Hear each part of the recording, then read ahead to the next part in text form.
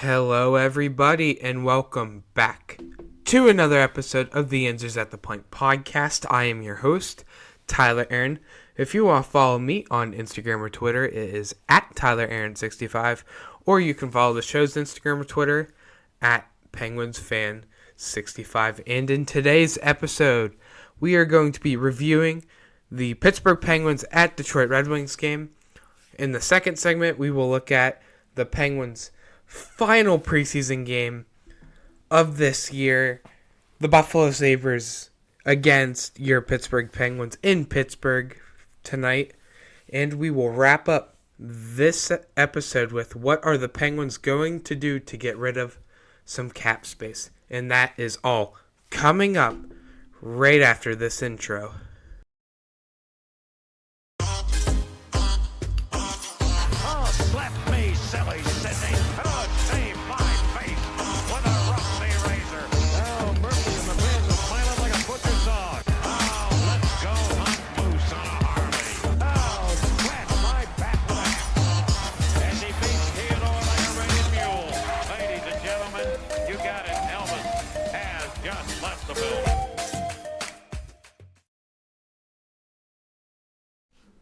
Alright, Yins, I am back here with this episode of the Answers at the Point podcast, and in today's first segment, we are going to be reviewing the Penguins at Detroit Red Wings game that took place on October 3rd at Little Caesars Arena in Detroit, Michigan, and the Penguins come out victorious in this one 3-2.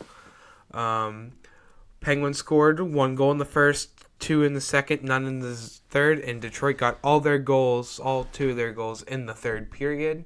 Going to go ahead and start out with a scoring summary. Brian Rust scores a power play goal 12 minutes and 30 seconds into the game with assists by Sidney Crosby and Chris Letang. In the second period, Josh Archibald scores 4 minutes and 52 seconds into the second with assists by Brock McGinn and Sam Poulin, making it 2-0 Pittsburgh. And Jason Zucker nets a power play goal 18 minutes and 1 second into the second period with assists by Danton Heinen and Jeff Petrie to give the Penguins a 3-0 lead. In the third period, 2 minutes and 59 seconds in, Dominic Kubalik scores with assists by Jonathan Bergeron and Moritz Seider, making it 3-1 Pittsburgh. And then Dylan Larkin scores 17 minutes and 20 seconds into the third with assists by Tyler Bertuzzi and Philip Zadina. And that made it 3-2, and no other scoring happened at all during that. So, moving right along to the penalties here. 12 minutes and 6 seconds into the first period, Red Wings forward Jakub Vrana, 2 minutes for roughing Josh Archibald, 18:40 into the first, Marcus Pettersson, 2 minutes for cross-checking Dylan Larkin, and then in the second period, Moritz Seider on Detroit takes a penalty, 2 minutes for holding Sam Poulin, and in the third period, Brian Rust takes a 2 minutes for tripping Simone Edvinsson. So, not that many goals being scored, not that many penalties. It's just been this game was just a nice cruised along game here. 3 stars of this game. Dominic Kubalik gets the third star with 1 goal and 0 assists. DeSmith gets the second star, making 37 saves and having a little under a .950 save percentage, a .949 save percentage. And Jason Zucker gets the first star, only having 1 goal and 0 assists. So, I will move on and talk about the stats here. So, for Pittsburgh, I'll start out with Detroit actually. 39 shots on goal, 30 hits, 23 face-offs won. That's a 46%. 2 power play opportunities, 0 power play goals, 0% on the power play. 0 shorthanded goals, 2 penalties, 4 penalty minutes, 11 blocked shots, 7 takeaways, and 8 giveaways. For the Penguins, 24 shots on goal, 22 hits, 27 face-offs won. That is a 54% face-off win percentage. 2 penalties, or 2 power play opportunities, 2 power play goals, 100% on the power play, 0 shorthanded goals, 2 total penalties, 4 total penalty minutes, 16 block shots, 4 takeaways, and 11 giveaways. So, with this being said, the Penguins didn't have that bad of a game. Again, it sucks when you get outshot, at least in my books, but 39-24 isn't that bad. Total shot attempts for Pittsburgh, I believe it is, if I can do basic math, 35 total shots attempts for the Penguins, and for the Red Wings, it would be 55. So, again, Detroit still outshoots. I think the Penguins' defense played really well. POJ looked great out there. Jeff Petrie obviously had a better game than what his first one was. So, again, there's been some Penguin players that have been profiting off of this game and is making their chances better at being able to make the team. So, for example, here, just a few players. Josh Archibald had a not too shabby game. One of the best players out there. I mean, he scored a goal, and it says he drew a penalty. He was all over the ice, but Sam Poulin, too. Great game by him. Again, didn't score a goal, had an assist or two, drew a penalty as well. Both of them, both Archibald and Poulin, who are really competing for that 12th forward spot. I mean, they did well, and it was really helping their chances. It's an increase. I can imagine we'll see both of them in the lineup tonight versus the Buffalo Sabres. So, again, it was great for those two. Another few players here that I'll mention. Again, I said Jeff Petrie. He looked really well. DeSmith, 39 saves, 2 goals against, 37 saves. He went 37 for 39, which is a .949 save percentage. Again, really good job by DeSmith, even though Jari was ill during this game. He was supposed to start. So, again, with Philip Lindgren backing him up, I'm pretty sure Philip Lindgren is backing up Jari tonight and DeSmith's not playing versus Buffalo, but I'll get to that in the next segment. So, again, Josh Archibald played well. Crosby got an assist, 2 shots on goal. Total time on the ice, 16 minutes and 30 seconds. That's pretty good at what Crosby can even do in the preseason and how well.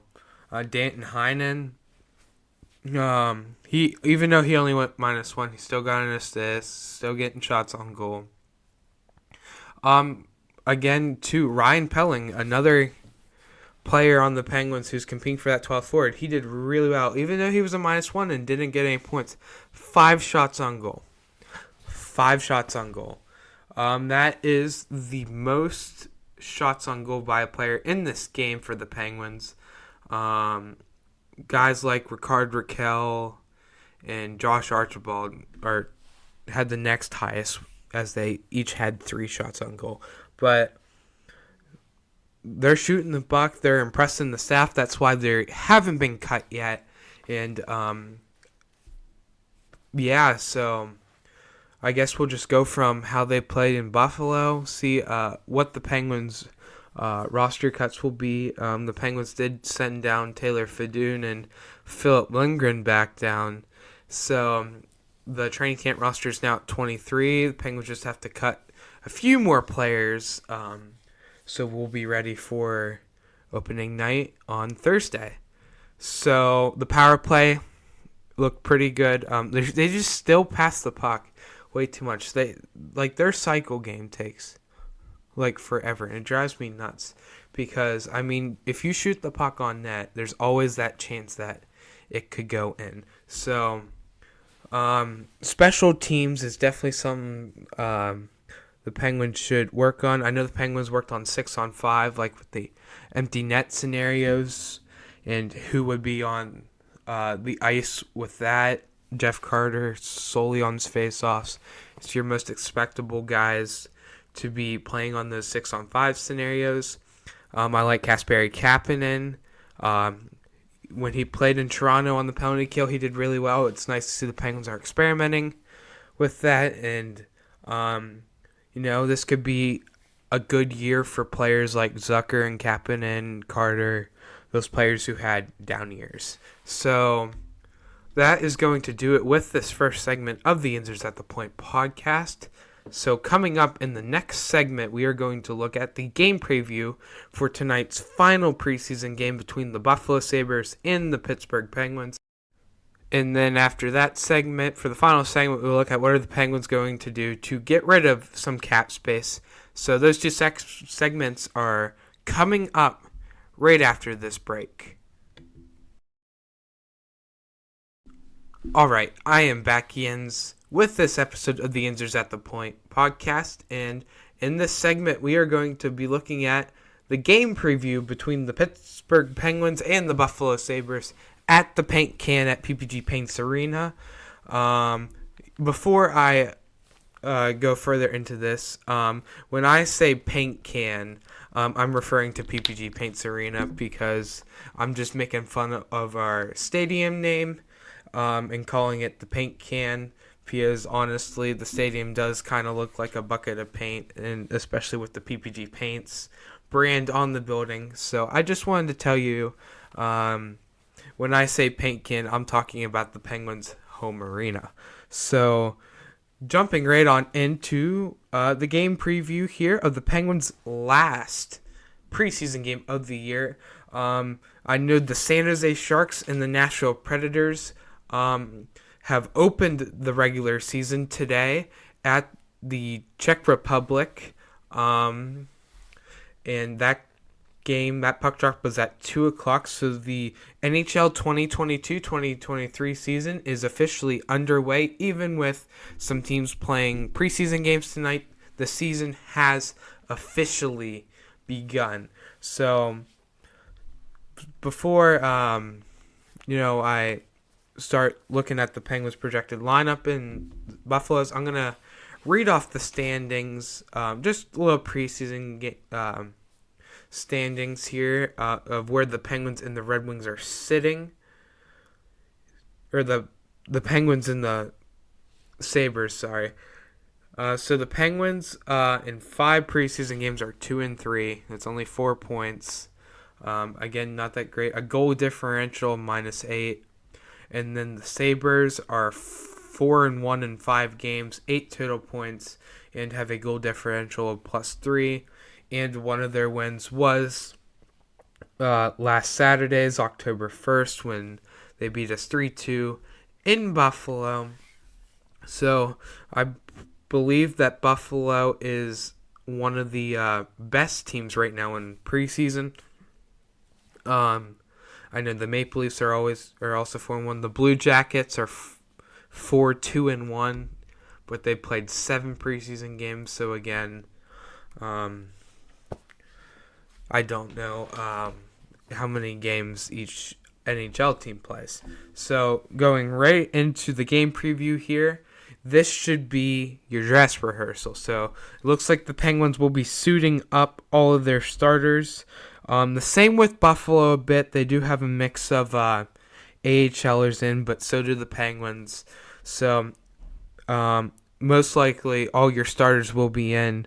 So I have the projected lineups for Buffalo. So on the first line, it is projected to be Krebs, Cousins, and Peterka.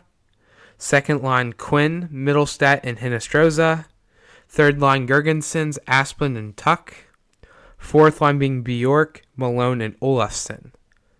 On defense for the Sabres, your first pairing being Bryson, Labushkin. Daves and Prisky on the second pairing, and Clegg and Fitzgerald on the third pairing. And Eric Comrie is starting for the Sabres with Ukko-Pekka Luukkonen backing him up tonight. And then for the Penguins, first line being Jake Getzel, Sidney Crosby, and Ricard Raquel. Second line being Jason Zucker, Evgeny Malkin, and Brian Rust. Third line, Danton Heinen, Ryan Pelling, and Kasperi Kapanen. And fourth line, Brock McGinn, Sam Poulin, and Josh Archibald. On defense, first pairing, Brian Dimlin and Chris Letang. Second pairing, Marcus Pettersson and Jeff Petrie. Third pairing, Ty Smith and Jan Ruda. In goal, starting Tristan Jarry, who will play the entire game with Philip Lindbergh backing him up.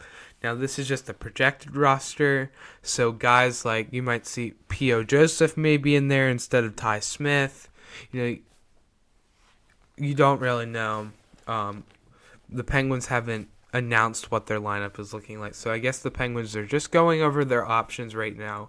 They're practicing at PPG Paints Arena this morning. Ty Smith and P.O. Joseph were working on one-timers. Dan Heinen was out there. I'm pretty sure Brian Rust was out there too. So, again, they're getting prepped and ready to go here as the season is 6 days away from today for Penguins hockey to come back. So there isn't really much to say about this game, but this game will determine how the Penguins are going to work out their cap situation. I will talk about that in the next segment.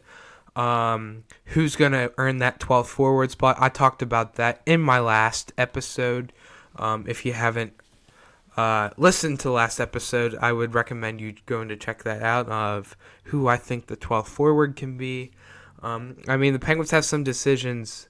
Who's going to win the 6th defenseman job, POJ or Ty Smith? Who's going to win that 12th forward spot? Archibald, Poulin, or Pelling. So it's just all going to determine now. Buffalo did beat the Penguins on Saturday 3-1. So I'm going to predict that the Penguins will be victorious in this one. Final score 3-2 Pittsburgh. That's my prediction, and goal predictions. I see Sam Poulin, Brock McGinn, and Jason Zucker scoring the goals for the Penguins. And I say Tristan Jarry makes 30-plus saves and has above a .940 save percentage. So, again, a relatively short segment here because it's pretty much just going to determine that. My keys to victory here for the Penguins, I'm going to start this. What I think, I know the Penguins did this one, but have fun. It's preseason hockey. It doesn't count. Just have fun with it. Shoot the puck on net on the power play. That's always a big thing. Play Kasperi Kapanen on the penalty kill. Special teams is key here. And don't take penalties. So the Penguins are very good at not taking penalties. They were one of the least penalized teams in the league last year, which is always good to hear, which means your penalty kill doesn't have to work much every game. And we'll just see where it goes. 7 o'clock puck drop tonight. If you're going to the game tonight, the doors open at the paint can at 6 p.m. So that is going to do it for the second segment of the Answers at the Point podcast. Coming up in the final segment of this episode, we are going to look at what are the Penguins going to do to get rid of some cap space, and that is coming up right after this break. Alright, Yens, I am back with the final segment of this episode. And in this segment, we are going to talk about what are the Penguins going to do to get rid of some cap space. I explored this a little in the last episode. During the last segment, we were talking about who can be the Penguins' 12th forward. And it's very limited right now because of the Penguins' current cap situation. Basically, right now, where we're over $700K over the cap, I'm pretty sure right now. It was at $1.5 million, I think, over the cap. Now, because we sent down guys like Drew O'Connor, Drake Caggiula, we lost Radim Zahorna, guys like that. They won't count towards the cap. And so I think we are $700K over the cap right now. So I'm just going to explore a few things that the Penguins can do, and these solutions aren't the best. So the NHL's mandatory cap compliancy and opening day rosters are due to the NHL in 3 days, 0 hours, 6 minutes, and 52 seconds. And yes, I have a countdown on my screen. So that gives all 32 NHL teams to, I'm pretty sure it's October 10th at 5 p.m. is when every team has to have their roster set in stone underneath the salary cap, or else they will be penalized for being over the cap. So again, the Penguins are over 700K. There's a few things the Penguins can do based on making a trade or sending a player into waivers. So on Twitter recently, I put a poll up of two things of what is more likely to happen by the end of this week. POJ trade or sending Mark Friedman to waivers, because he's the most likely defenseman to hit waivers, because obviously the Penguins aren't going to send POJ to waivers. And then they definitely won't get rid of Chad Ruedel ever, because you're just giving him away for nothing, where he's very highly valued in the Penguins organization. So Friedman would be the likely defenseman to go, or a POJ trade. I made a bold prediction too on Twitter of POJ being traded by the end of the week. That bold prediction would end tomorrow. So again, we'll see what POJ can do if he does indeed play tonight. So exploring a POJ trade, Jim Rutherford's still a really big fan on him.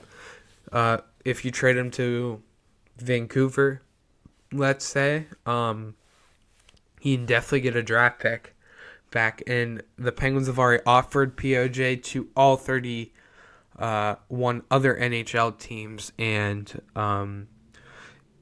it's just hard to make trades right now because everyone's such in a cap crunch, and the demand for salary cap dumps is so high, and it's definitely not a price that the Penguins are willing to risk on.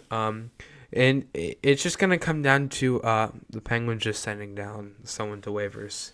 I don't know if Sam Poulin is waiver exempt or not. I'm pretty sure he still is right now, because he's only played like in the NHL/AHL since last season.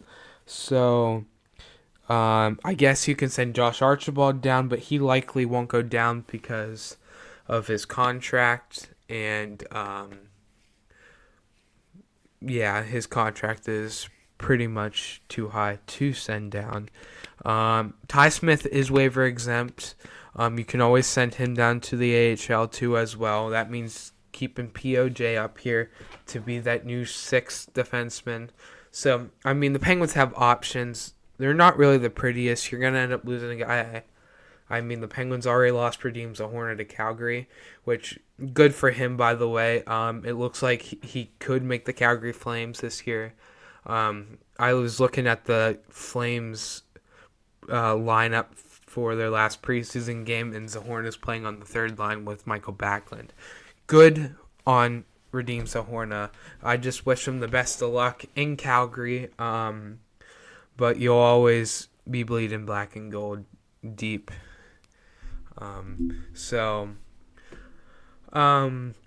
Again, this one's another short segment. You just gotta pay the price for a few mistakes.